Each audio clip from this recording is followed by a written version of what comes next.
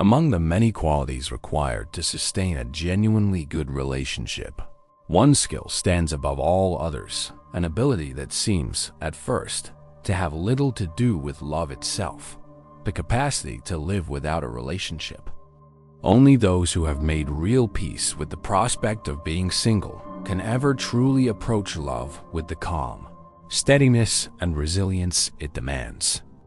To love well, we must first be able to stand alone. It is only when we know we can survive solitude that we can summon the courage to ask for changes from a partner and to be taken seriously when we do. Our ultimatums in such cases aren't empty threats or half-hearted gestures. They carry weight because they rest on the foundation of genuine independence. Partners in every relationship possess an uncanny instinct for how far they can push the other. If we dread solitude more than mistreatment, if we are more afraid of being alone than of being unhappy, we are exposed to endless manipulation. But when we carry within us the knowledge that we could leave, if truly necessary, we paradoxically create the very conditions that make staying possible. This is why wise lovers cultivate what might be called a metaphorical getaway bag under the bed, like nations that rehearse military drills, not because they desire conflict, but because preparation itself reduces the likelihood of attack. Wise individuals keep alive the knowledge that they can endure life without a partner. This is not cynicism. It is emotional realism, the very soil in which true love grows. The same principle applies in the world of dating. If we are to choose wisely, we must make our peace with the long stretches of singlehood that may accompany the search. Without such peace, we are vulnerable to self-deception. We will find ourselves persuading our hearts that lukewarm encounters are good enough, or that a person who doesn't inspire real admiration must be our destined companion simply because we cannot stand another month or another year alone. Only when we can tolerate our own company will we have the clarity to walk away from those who do not fit, however tempting it may be to settle. And yet, there is a crucial paradox here.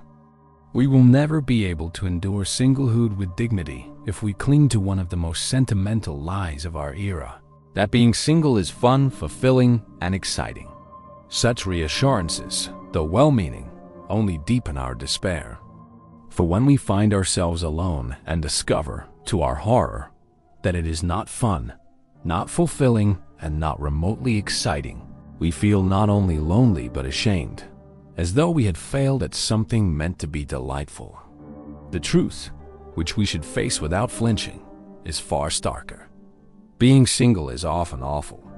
It is boring, frightening, dispiriting, and alienating.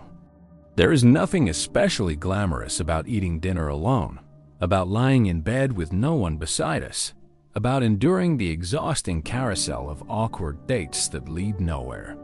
We should not sugarcoat these realities. But in dropping the illusions, something remarkable happens. The suffering becomes bearable. It no longer surprises us. It no longer humiliates us. Loneliness is hard enough without the additional burden of feeling that we are somehow doing it wrong.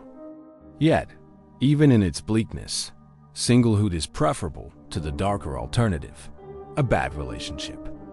However painful solitude may be, it is far less destructive than staying bound to an immature, evasive, unself-aware partner who cannot or will not love us properly. To cry on the living room floor because we are single is painful, but it carries within it the seed of a future. To cry on the living room floor because a partner has once again betrayed or demeaned us is to be robbed of hope, to be trapped in a cycle of despair with no vision of better days ahead. At least solitude leaves open the possibility of change. In this sense, to endure singlehood is not a punishment, but a form of preparation. To hate being alone is natural, but to survive it with dignity is the ultimate guarantor of the kind of love we deserve. We need not pretend that solitude is delightful, but we must recognize that it is infinitely less costly than the wrong relationship. A sober acceptance of this fact arms us with the very strength that allows us, eventually, to love well and wisely. The irony is clear. Those who can live without love are precisely those best placed to succeed at it. By carrying the knowledge that we can endure life alone, we are freed to love another person, not out of fear, but out of choice. And in the end, that is the only kind of love worth having.